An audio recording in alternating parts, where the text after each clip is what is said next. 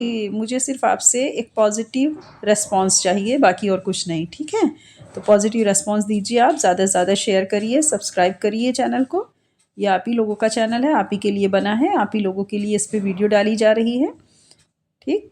अब यहाँ पर बात आ रही है, जो मैंने आपसे कहा, कुछ बच्चे कल ग्रुप में कह रहे थे कि मैम यूजीसी नेट एग्ज़ाम की प्रिपरेशन हो जाए, टीजीटी पीजीटी की कुछ इस तरह के मल्टीपल चॉइस क्वेश्चंस जो हैं वो आप हमको डिस्कस कर दीजिए।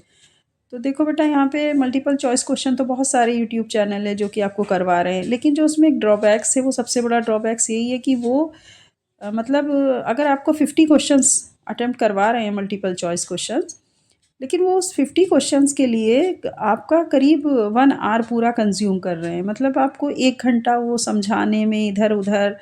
और मेरा जहाँ तक मैंने ऑब्ज़र्व किया, तो मुझे ये लगता है कि नहीं, मल्टीपल चॉइस क्वेश्चन तो बस क्वेश्चन हो और सीधा उसका आंसर हो। अगर हम इस तरह से ऑप्शन में आपको उलझाएँगे कि 4 ऑप्शन आएँगे, ये, अब बताइए राइट आंसर ये, तो इसमें क्या होता है कि टाइम ज़्यादा कंज़्यूम होता है, बच्चे बोर भी होते हैं, जल्दी से मतलब जो है समझ नहीं पाते उस चीज़ों को, और वो जल्दी ही फिर अपना जो है वीडियो स्किप करके देखते हैं। तो बेहतर होगा कि मैं डायरेक्ट आपको क्वेश्चन पढ़ूँगी और साथ में उसका आंसर सीधा-सीधा बता दूँगी। 4 ऑप्शन आपके सामने हैं, आपको दिख भी रहा होगा स्क्रीन पर। ये चारों ऑप्शन आप एक नज़र में देख लीजिए कि कौन सा है और राइट आंसर हमारा कौन सा है, बस उसको आप टिक मार्क करिएगा। मल्टीपल चॉइस क्वेश्चन तो पूरी तरीके से प्रेजेंस ऑफ माइंड के ऊपर डिपेंड करते हैं। वहाँ आपका माइंड क्या प्रेजेंस सी दिखाता है, अपनी प्रेजेंटेशन जैसा आप अच्छा करेंगे, उसी के अकॉर्डिंग आपको अच्छे मार्क्स आप अचीव कर पाएंगे। Okay okay, we will start now. First question, who is the author of the essay modest proposal?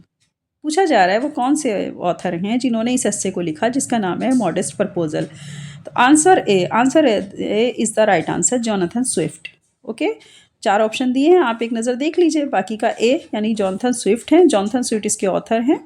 तो आप इस तरह कह सकते हैं, जॉनथन स्विफ्ट वॉज,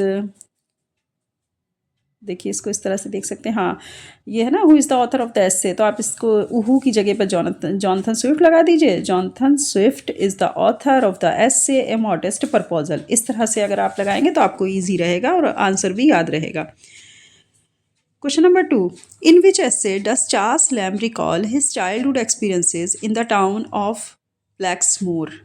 बहुत ही ये फेमस एस्से है चार्ल्स लैम्ब का, जो कि आपने यूजी लेवल पर भी पढ़ा होगा। चार्ल्स लैम्ब ने ड्रीम चिल्ड्रन नाम का एक एस्से लिखा था, ठीक है?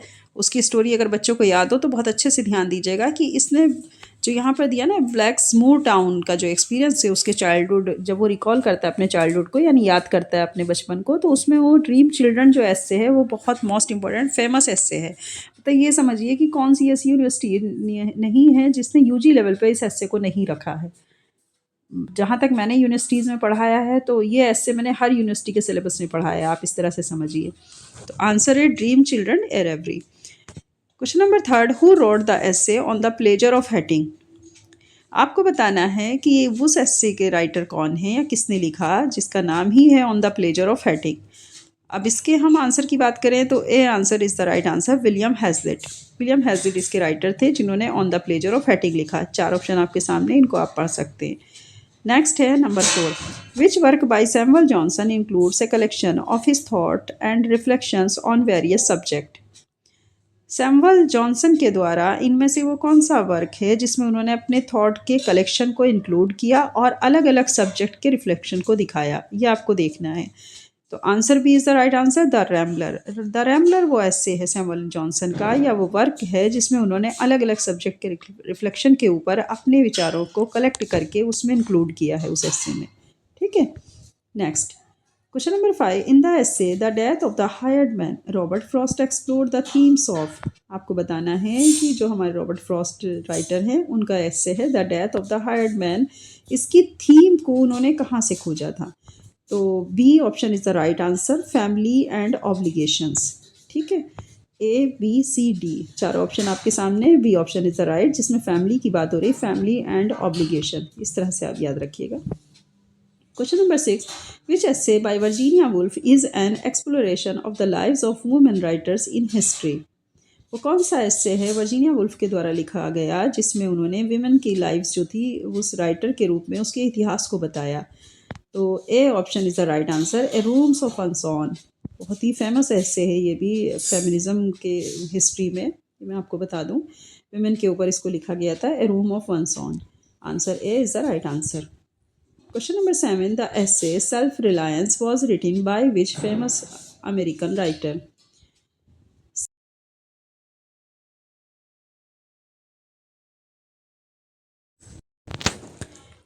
Question number 7. The essay Self Reliance was written by which famous American writer? तो द एसे सेल्फ रिलायंस वो किसके द्वारा लिखा गया? फेमस अमेरिकन राइटर थे जिन्होंने सेल्फ रिलायंस नाम के एसे को लिखा। तो answer A is the right option, Ralph Waldo Emerson. इसमें ज़्यादातर ए ऑप्शन राइट है, वो इस वजह से ताकि आप और ऑप्शन की तरफ साइकोलॉजिकल ना जाएं। ठीक है, तो आप ध्यान दीजिएगा इसको भी। बड़ा ही मैंने जो ये वीडियो बनाई है बहुत ही सोच समझ के इसमें जो है क्वेश्चंस यहाँ पर रखे गए हैं और आंसर भी उसी तरह से सेट किए गए हैं ताकि आपका एकदम जो फोकस जाए वो राइट आंसर पर ही जाए। तो right answer A, Ralph Waldo Emerson.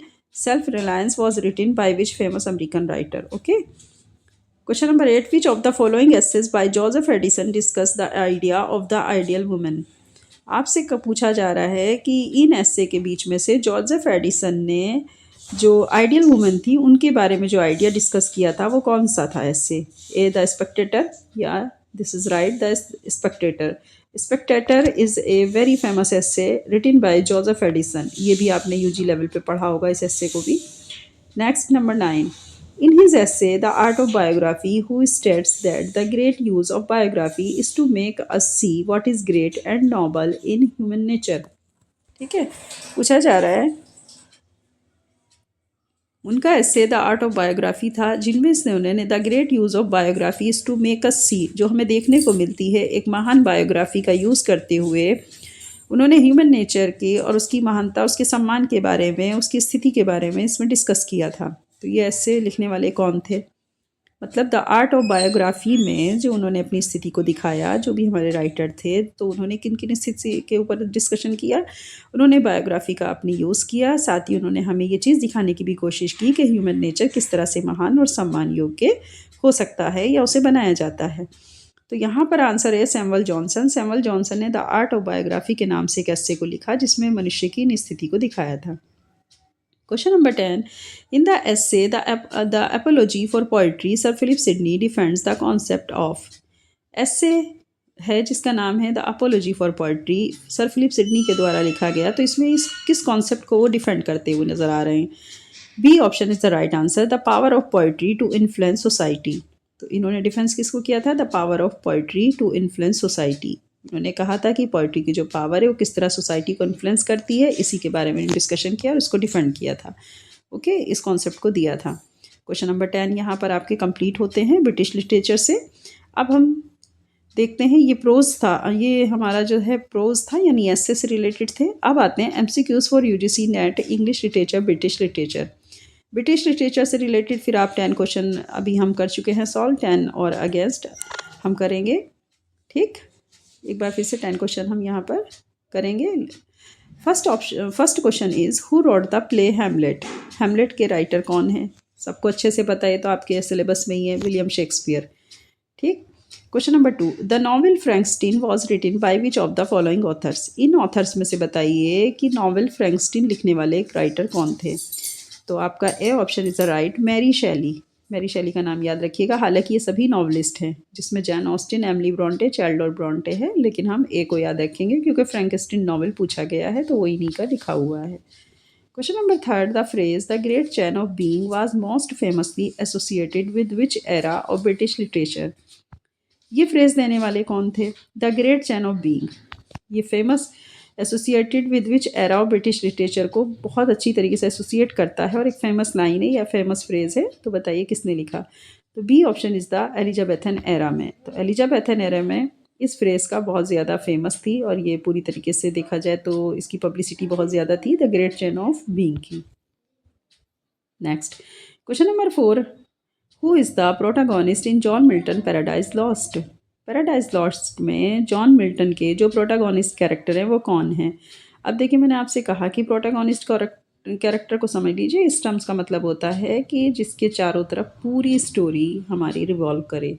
ठीक है, एक ऐसा किरदार या एक ऐसा कैरेक्टर जो कि हमारा एक तरह से मेन कैरेक्टर होता है, जिसको हम हिंदी में कहते हैं प्रधान चरित्र या प्रधान कैरेक्टर, कि इसके सामने हमें और जो अदर कैरेक्टर हैं वो कहीं ना कहीं माइनर नज़र आ रहे हैं, लेकिन वो मेजर कैरेक्टर है जिसके चारों पूरी कहानी जो है वो रिवॉल्व कर रही है, पूरी स्टोरी उसके सराउंडिंग है। ठीक है, तो इसको ही प्रोटागोनिस्ट बोला जाता है। तो जॉन मिल्टन पैराडाइज लॉस्ट में जो है हमारा वो शैतान है।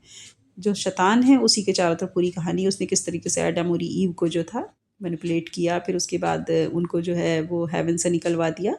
ये स्टोरी है इसके अंदर। तो हमारा जो प्रोटागोनिस्ट कैरेक्टर है वो शैतान है। ठीक। Fifth question, which poet is known for the phrase I wandered lonely as a cloud. वो कौन से पोइट हैं जिन्होंने इस फ्रेज को कहा और ये फ्रेज जाना जाता है उनके नाम से, I wandered lonely as a cloud. ठीक है, तो वो थे हमारे D option is the right, William Wordsworth. William Wordsworth ने अपनी पोएम जो आपके डेफोडिल्स पोएम है उसके अंदर की ये लाइन है, I wandered lonely as a cloud. Question number 6, the novel Jane Eyre was publish in which year. Jane Eyre का नावल जो कि आप जानते हैं कि किस ईयर में पब्लिश हुआ है, तो आपको ये बताना है कि बताइए वो किस ईयर में पब्लिश हुआ जैन एयर का नावल। 1847, 1860, 1815, 1798। तो आंसर है 1847 में। 1847 में जैन एयर का नावल जो था, जैन एयर नाम का नावल, वो पब्लिश्ड हुआ था।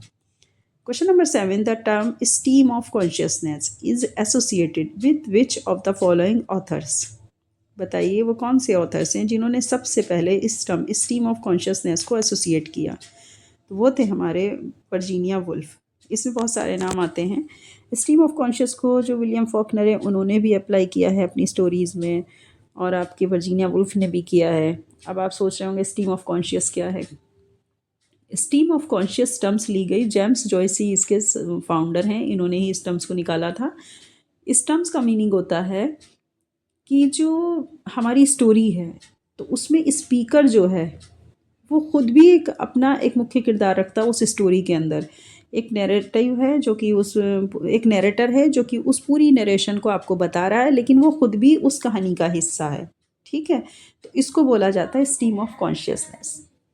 वो जो बता रहा है, जो स्पीकर बोल रहा है या जो नरेट कर रहा है उस स्टोरी को, वो अलग नहीं है उस स्टोरी से, वो उस कहानी का मुख्य किरदार रहा है, लेकिन फिर वो उस कहानी को ऐसे बताता है कि जैसे कोई अपनी बायोग्राफी बताए। ठीक है, कि हर इंसान की ज़िंदगी में नए नए कैरेक्टर्स होते हैं, फिर वो उसके बारे में बताते हैं कि मेरी ज़िंदगी में ये रहा वो रहा। लेकिन इसमें थोड़ा सा इसलिए अंतर आ जाता है कि स्ट्रीम ऑफ कॉन्शियसनेस का मतलब है कि वो मुख्य किरदार उस कहानी का है, लेकिन फिर भी वो इस तरह से उसको नरेट कर रहा है जैसे कि वो एक स्पीकर है, बोलने वाला है, उस कहानी को बहुत अच्छे से वो कोरिलेट करता है एक दूसरे के साथ में, और जो हमारे रीडर्स हैं उनके सामने प्रेजेंटेशन देता है। ठीक, तो आंसर है वर्जीनिया वुल्फ भी उन्हीं में से एक है। Question number 8, which poet wrote the rime of the ancient mariner. कौन से पोइट है जिन्होंने the rime of the ancient mariner लिखी। Sorry, question number 18, which poet wrote the rime of the ancient mariner. वो कौन से पोइट है जिन्होंने the rime of the ancient mariner लिखी। Answer C, Samuel Taylor Coleridge. Samuel Taylor Coleridge जो थे उन्होंने इसको लिखा, the rime of the ancient mariner. ये पोइट थे हमारे। Question number 9, who wrote the picture of Dorian Gray. The picture of Dorian Gray को लिखने वाले का नाम बताएंगे। तो A option is the right, Oscar Wilde. Oscar Wilde wrote the picture of Dorian Gray. Is that clear? Question number 10. Which literary movement does Charles Dickens' Hard Times primarily represent? वो कौन सा लिटरेरी मूवमेंट था जिसमें Charles Dickens ने बड़ा ही मुश्किल समय गुजारा और मुख्य रूप से उसको रिप्रेजेंट भी किया। तो वो A, B, C, D में से बताएंगे। रियलिज़म, उन्होंने वास्तविकता को बहुत ज़्यादा देखा था और उसी वास्तविकता को उन्होंने अपने लिटरेरी मूवमेंट जो था उनका वो रियलिज़म ही था, जिसमें चार्ल्स डिकेंस ने बहुत हार्ड टाइम अपना प्राइमरली रिप्रेजेंट किया था। ठीक है, नेक्स्ट पोइट्री से फिर नेक्स्ट 10 क्वेश्चन ले रहे हैं। कुल मिलाकर के आपके 30 क्वेश्चन हैं इस सीरीज़ में, और हम इस वीडियो में जो बार बार मैंने इसको कैटेगराइज इसलिए किया हुआ है कि देखिए, पहले हमने ब्रिटिश लिटरेचर के प्रोज ऑप्शन को उठाया, फिर हमने एसेस को उठाया, फिर उसके बाद अब पोइट्री है। तो first option is, who wrote the famous poem the waste land. Famous poem the waste land के राइटर बताएंगे, तो T.S. Eliot is the right option, T.S. Eliot। Question number 2, the poem ode to nightingale was written by which poet. बताइए poem ode to a nightingale किस पोइट ने लिखी? Ode to a nightingale, John Keats ने। ध्यान दीजिएगा, ये John Keats ने लिखी है, ठीक है। ज़्यादातर ऑड्स जॉन किट्स ने लिखे हैं। Third, the line because I could not stop for death he kindly stopped for me is from which poem? ये लाइन बताइए किस पोएम से ली गई है? C option is the right, because I could not stop for death by Emily Dickinson. Emily Dickinson ने because I could not stop for death poem लिखी, जिसकी ये लाइन है। तो ध्यान दीजिएगा, एमिली डिकन्सन इसके राइटर भी हैं। Question number 4, which poet is considered the leader of the romantic movement in England? कौन से पोइट हैं जो रोमांटिक मूवमेंट इंग्लैंड में लीडर के नाम से उनको कंसिडर किया जाता है? A, William Wordsworth. Okay, William Wordsworth हैं जो हमारे रोमांटिक मूवमेंट इंग्लैंड में उनको एज ए लीडर कंसिडर किया जाता है। Question number 5, the tiger is one of the most famous poems bye which poet? Tiger poem बताइए किसकी है? विलियम ब्लैक की है। मोस्ट फेमस, और ये काफ़ी मतलब फेमस पोएम है, और इसको आपने जो है यूजी लेवल पे पढ़ा भी होगा। ये यूजी लेवल में काफ़ी ज़्यादा हर यूनिवर्सिटी में पढ़ाई जाती है, द टाइगर। तो A option is the William black. William black is the famous poet. Question number 6, in which poem does W.B. Yeats explore the political and cultural atmosphere of Ireland? वो कौन सी poem है जो W.B. Yeats ने political cultural atmosphere, Ireland का जो cultural and atmosphere उस वहाँ का था, तो उसे पॉलिटिकल जो हमारी थीम है उसको एक्सप्लोर किया था। तो W.B. Yeats की कौन सी पोएम है वो? Easter 1916। C option is the right answer, Easter 1916। ध्यान दीजिएगा इस पर। Question number 7, the poem my last duchess by Robert Browning is an example of इस type of poem? My last duchess poem Robert Browning के द्वारा लिखी गई, बताइए ये किस तरीके का एग्जाम्पल है? ये बहुत ही फेमस पोएम है, यूजी लेवल पर है माई लास्ट टचेज, बहुत अच्छी भी पोएम है ये। तो ए is the right answer, dramatic monologue. अब आप सोचोगे ड्रामेटिक मोनोलॉग क्या है? ड्रामेटिक मोनोलॉग एक ऐसी टर्म है जिसमें व्यक्ति अपनी कहानी को मतलब जो वो नरेट कर रहा है उस स्टोरी को, अपने जो नरेशन को नरेट करता है, तो स्पीकर जो हमारा अपना है वो बोलता जाएगा, और सामने वाला जो हमारा जिसे हम कह सकते हैं कि जो हमारा सुनने वाला है, ठीक है, वो सिर्फ सुनेगा या हाँ हूँ है में जवाब देगा, बाकी वो ज़्यादा कुछ बोलेगा ही नहीं।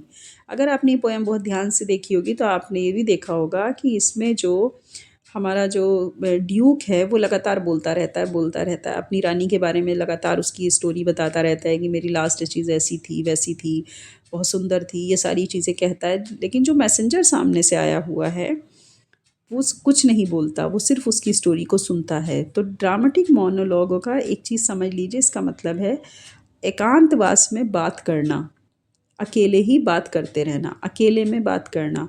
मोनो मीन्स अकेला, लोग मीन्स कम्युनिकेशन करना, ध्यान दीजिएगा। तो ड्रामेटिक मोनोलॉग मतलब ड्रामा भी चल रहा है, स्टोरी भी बताई जा रही है, और प्लस अकेले में बात भी हो रही, लेकिन किसी दूसरे के साथ नहीं हो रही। वो अकेले खुद ही बताता है सारी चीज़ें, और दूसरा इंसान कुछ बोलता ही नहीं है, ना ही कोई सेंटेंस किसी भी तरीके का जो है कोई डायलॉग डिलीवर करता है। वो सिर्फ हाँ हूँ में उसकी मतलब एक अपने कंसेंट को जताता है, अपनी सहमति को जताता है, अदरवाइज़ वो वहाँ पर कुछ भी ऐड अपने डायलॉग नहीं करता, ठीक। उसको बोलते हैं ड्रामेटिक मोनोलॉग। तो माई लास्ट टचेज ड्रामेटिक मोनोलॉग का एक टाइप पोएम है, और रॉबर्ट ब्राउनिंग ने इसको बहुत अच्छे से यहाँ पर राइट डाउन भी किया है। इसको कभी पढ़िएगा अगर आपने नहीं पढ़ी होगी। ओके, क्वेश्चन नंबर 8, ओzymandias, a poem about the decay of once great empire was written by which poet? ओzymandias एक कविता है जो कि एक महान शासक के ऊपर लिखी गई, बताइए वो कौन से पोइट हैं? तो लिखने वाले हैं पर्सी बिसी शैली। पीबी शैली इनको शॉर्ट में कहा जाता है, पर्सी बिसी शैली को, ठीक है। ध्यान दीजिएगा, पीबी शैली ने क्या लिखी है? ओzymandias एक पोएम है जो कि the decay of once great empire इनके ऊपर लिखी गई है। Question number 9, which of the following poems is a work of John Milton? बताइए इन सभी पोएम में से जो महान वर्क है जॉन मिल्टन का वो कौन सा है? तो वो है पैराडाइज लॉस्ट। जॉन मिल्टन का जो पोएम है और काफ़ी अच्छा वर्क है इनका, तो वो कौन सा है? पैराडाइज लॉस्ट है जॉन मिल्टन का। 10, which poet wrote the love song of J Alfred Prufrock? बताइए किसने इस कविता को लिखा जिसका शीर्षक है या जिसका नाम ही है the love song of J Alfred Prufrock? वो लिखने वाले हैं T S Eliot. Is that clear? T S Eliot. 10 question आपके पोएट्री से हमने यहाँ पर आज कंप्लीट कर दिए हैं। और इस तरीके से आपका एस्से, प्रोज़ और पोइट्री के 10-10 क्वेश्चंस मिल करके आपके 30 क्वेश्चंस मैंने यहाँ पर आपको जो है रिवीजन कराया है। रैपिड रिवीजन है ये, बहुत तेज़ी से अगर आप करना चाहते हैं तो इस तरह से कर सकते हैं। और बहुत कम टाइम में हम बहुत ही ज़्यादा, एक होता है ना कि बहुत कम टाइम में हम बहुत सारी चीज़ें रिवाइज़ कर लेना चाहते हैं कि हमें कुछ ऐसे वीडियो मिल जाए जिसमें बहुत ज़्यादा टाइम हमारा वेस्ट ना हो। तो उसी को ध्यान में रखते हुए मैंने इस तरह की वीडियो ये आपके लिए बनाई है। इसमें अगर आप मुझे कोई सजेशन देना चाहते हैं, मैं इसे और भी ज़्यादा कुछ अच्छा बना सकूँ, तो प्लीज़ आपका वेलकम है, आप मुझे सजेस्ट कर सकते हैं, ठीक है? Okay, these questions cover a significant British authors and their works that frequently part of the UGC NET English Literature syllabus. Understood? चलिए, मैं उम्मीद करती हूँ कि आज के ये जितना भी MCQs हैं और इनके आंसर आपको बहुत अच्छे समझ आ गए होंगे। और मैं आपके लिए इसी तरह की वीडियो और भी लेकर के अपलोड करूँगी, बना करके अपलोड करती रहूँगी। आप चैनल पर बने रहिए, ज़्यादा से ज़्यादा जो है आप उस चैनल को सपोर्ट करिए। आप ही का चैनल है, आप ही के लिए बनाया गया है। सपोर्ट अगर मुझे मिलता है तो ठीक है, मैं आगे कंटिन्यू रखूँगी। नहीं सपोर्ट मिलेगा, अगर आप लोग इस तरीके से करेंगे कि किसी से कोई सपोर्ट, शेयर या सब्सक्रिप्शन नहीं देंगे, तो ज़ाहिर-सी बात है मुझे बहुत ज़्यादा टाइम नहीं लगेगा। मैं वीडियो डालना या अपलोड करना बंद भी कर दूँगी, ठीक है? ओके। चलिए, इसी के साथ अब मैं आपसे विदा लेती हूँ। नेक्स्ट वीडियो में हम फिर से मिलते हैं एक नए क्वेश्चंस के साथ। कुछ और अच्छे क्वेश्चंस डिस्कस होंगे वीडियो के ऊपर और आप लोगों के साथ फिर मुलाकात होगी। इसी के साथ अब मैं आपसे अलविदा लेती हूँ। Okay, bye, all the best.